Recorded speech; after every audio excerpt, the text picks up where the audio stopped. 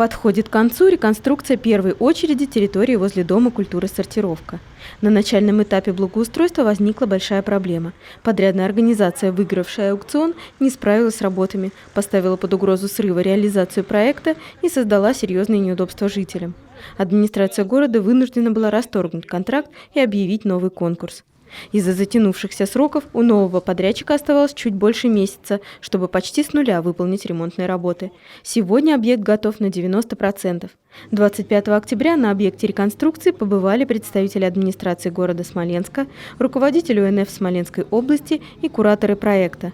Руководитель подрядной организации ответил на все вопросы участников встречи. Мы здесь с начала сентября. Первая очередь у нас сейчас подходит к завершению. Осталось буквально пара дней.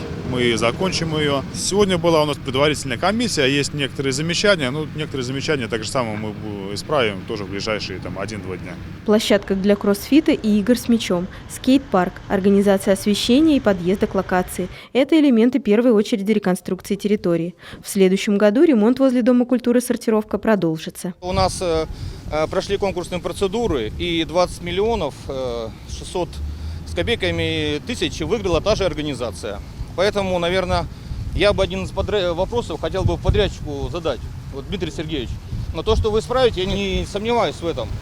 Когда в конечном итоге жители Сортировки увидят наш данный сквер? Хотя по договору у вас 1 августа.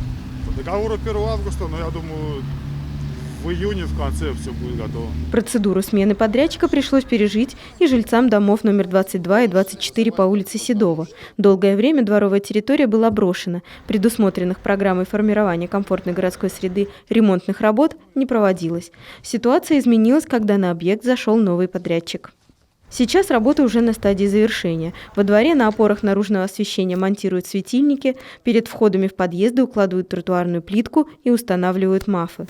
Главным желанием жителей является установка дорожного валика. Дома стоят у подножия холма, поэтому с территорий, расположенных выше, в непогоду прямо к подъездам, а иногда и в подвал стекала вода и грязь. Валик позволит эту проблему решить. Установить его и устранить все озвученные комиссией замечания подрядчику предстоит до конца недели.